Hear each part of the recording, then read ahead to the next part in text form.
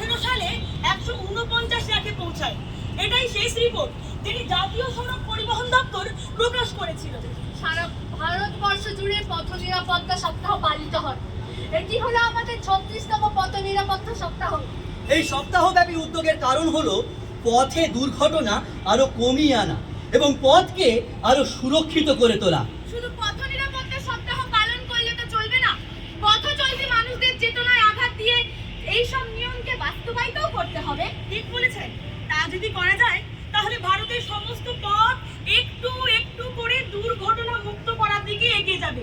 তার জন্য পথ নিরাপত্তার যে সোনালী নিয়মগুলি আছে সেগুলি মেনে চলতে হবে। আমি বরং আসি, গণেশ কেমন আছেন দেখে। সেই নিয়মগুলো কি কি শোনো তাহলে, কিন্তু আমি যা যা বলবো তোমাদেরকেও আমার পরে পরে বলতে হবে। তোমরাও বলো। রাস্তার বাম দিক ধরে হাঁটতে হবে। রাস্তার বাম দিক ধরেই হাঁটতে হবে। রাস্তা পার হতে হলে প্রথমে ডান দিক দেখে তারপর বাম দিক দেখে রাস্তা পার হতে হবে। রাস্তা পার হতে হলে প্রথমে ডান দিক দেখে তারপর বাম দিক দেখে রাস্তা পার হতে হবে। রাস্তার ওপর খেলা করা কোনো মতেই চলবে না। রাস্তার উপর খেলা করা কোনো মতেই চলবে না। এবং রাস্তা যদি পার হতে হয় তবে জেব্রা ক্রসিং এর উপর দিয়েই রাস্তা ক্রস করতে হবে। এবং রাস্তা যদি পার হতে হয় তবে জেব্রা ক্রসিং এর উপর দিয়েই পার হতে হবে। বাহ, এ তো পথচারীদের কথা বললেন, কিন্তু যে সমস্ত চালক বন্ধুরা পথে গাড়ি চালায় সেই চালক বন্ধুদের কথাও একটু বলো। ওগুলো বরং আমি বলছি, তোমরা সবাই শোনো এবং আমার সঙ্গে বলো। গাড়ি চালানোর সময় যদি ঘুম ঘুম ভাব হয় অথবা ক্লান্তি অনুভব হয় তাহলে গাড়ি চালানো বন্ধ করে দিতে হবে। গাড়ি চালানোর সময় যদি ঘুম ঘুম ভাব হয় অথবা ক্লান্তি অনুভব হয় তাহলে গাড়ি চালানো বন্ধ করে দিতে হবে। গাড়ি চালানোর সময় অতিরিক্ত মাত্রায় গতি নিয়ে যাওয়া যাবে না। গাড়ি চালানোর সময় অতিরিক্ত মাত্রায় গতি নিয়ে যাওয়া যাবে না। গাড়ি চালানোর সময় দেখে নিতে হবে যে আমাদের মদ্যপ অবস্থায় থাকা যাবেই না, একদমই উচিত নয়। গাড়ি চালানোর সময় মদ্যপ অবস্থায় থাকা একেবারেই যাবে না। আরে দাঁড়া, আমাকেও কিছু বলতে দিন। 2 চাকার গাড়িতে হেলমেট এবং 4 চাকার গাড়িতে সিট বেল্ট অবশ্যই লাগাতে হবে। 2 চাকার গাড়িতে হেলমেট এবং 4 চাকার গাড়িতে সিট বেল্ট অবশ্যই লাগাতে হবে। লাল আলো দেখলে অথবা জেব্রা ক্রসিং এলে অবশ্যই থামতে হবে। লাল আলো দেখলে অথবা জেব্রা ক্রসিং এলে অবশ্যই থামতে হবে। হ্যাঁ, এই সমস্ত সোনালী নিয়মগুলো মানলেই তবে প্রতিটি চালক বন্ধুর জীবন সুরক্ষিত থাকবে। সুরক্ষিত আছে, ভালো আছে, গণেশ ভালো আছে। আমি ঠিক আছি। কালকে ধাক্কায় পড়ে গিয়ে ভয়তে অজ্ঞান হয়ে গেছিলাম। এখন আমি ঠিক আছি। ঠিক আছি নয়, বল বেঁচে গেছিস। অসতর্কভাবে রাস্তা পেরোতে গিয়ে তোর আজকের এই দশা হয়েছে। খুব জোর রক্ষা পেয়েছিস তুই। আমি বুঝতে পারি বাইকটা ডান দিক থেকে ধরে আসছে, তাই এই দুর্ঘটনা। ভুলটা আমার। রাস্তা পেরোতে হলে ফার্স্ট রাইট দেন লেফট, এই নিয়মটি মানতে হয়, কিন্তু আমি তা মানিনি। গণেশ, দোষটা তোর ছিল ঠিকই, কিন্তু রাস্তার ধারে তোর স্কুল, তাই স্কুলের গেটের 2 ধারে রাস্তার ওপরে স্পিড ব্রেকার মানে বাম্পার থাকা উচিত ছিল। তাহলেই তোর আর এমন দুর্ঘটনা ঘটতো না। শুধু তাই নয়, রাস্তার উপর স্কুলের গেটের সামনে একজন ট্রাফিক পুলিশও দেওয়া উচিত ছিল। প্রয়োজন হলে স্কুলের সামনের রাস্তায় একটা ট্রাফিক সিগন্যাল দেওয়ার ব্যবস্থা করা উচিত ছিল। শোনো সবাই, আপনারাও শুনুন। কেবলমাত্র উচিত ছিল বলে থেমে গেলে চলবে না। সরকারের পরিবহন বিভাগকে এ বিষয়ে কড়া পদক্ষেপ নিতে হবে। শুধুমাত্র কমিটি গঠন করে পোস্টার দিয়ে বিজ্ঞাপন ছড়িয়ে থেমে গেলেও চলবে না, কিন্তু সময় সময় সেটা কতটা কার্যকরী হলো সে বিষয়ে কড়া পদক্ষেপ নিতে হবে এবং কড়া নজরদারিও রাখতে হবে।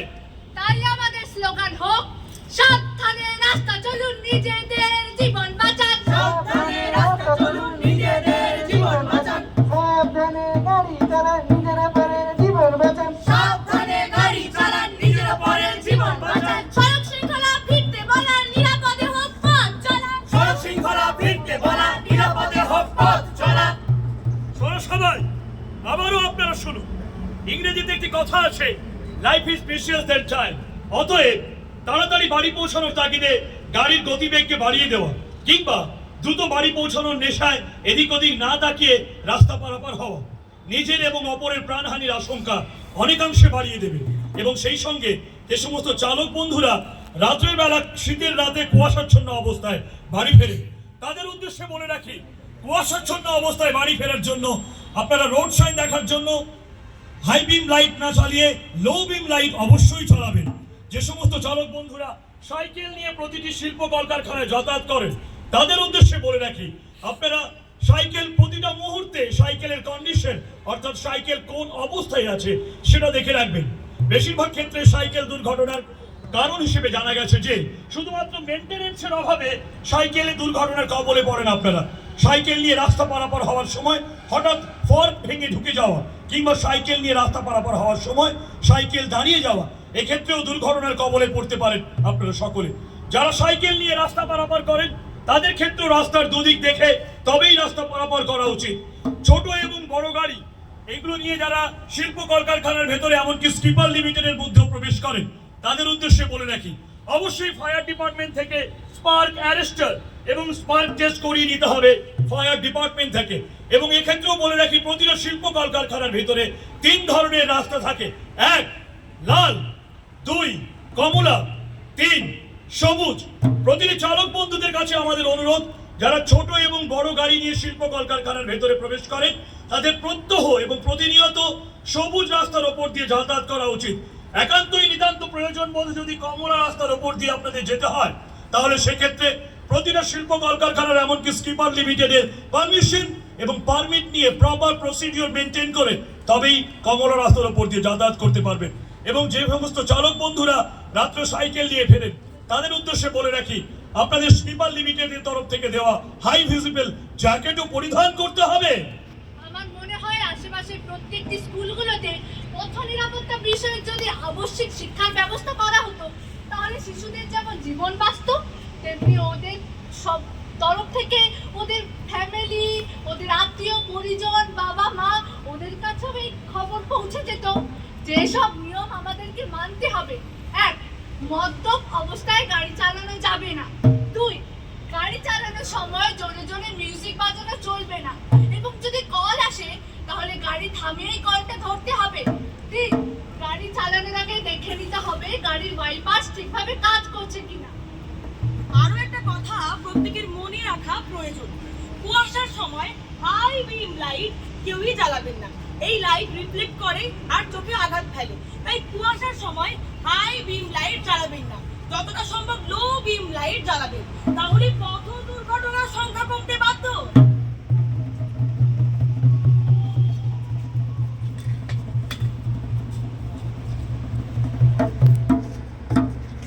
দুর্ঘটনার সম্ভাবনাকে আনতে হবে ভাগে, কালো বীজ ভরবে না আর কোনো রক্ত দাগে।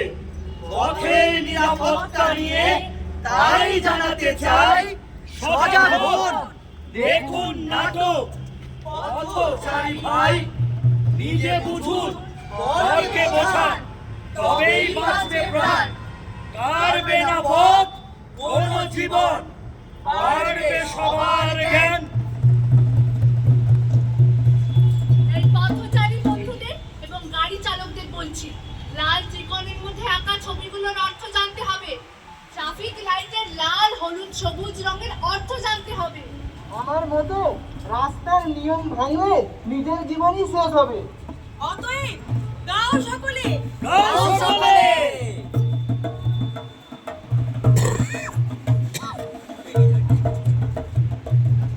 চলো নিয়ম মতে দূরে তাকিও না গো, ধার বাঁধিও না গো, চলো সমান পথে, চলো নিয়ম মতে। ডাইনে বাঁয়ে আসছে গাড়ি ওই, লাইনে চলার শৃঙ্খলাটা কই।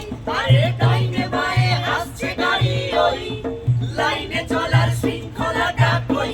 চলো নিয়ম মতে দূরে তাকিও না গো, ধার বাঁধিও না গো, চলো সমান পথে, চলো নিয়ম মতে, চলো নিয়ম মতে, চলো নিয়ম মতে, চলো নিয়ম মতে, চলো নিয়ম মতে, চলো নিয়ম जोरदार ताली बजनी चाहिए। इनका मनोबल ऊंचा करें। बहुत ही शानदार प्रदर्शन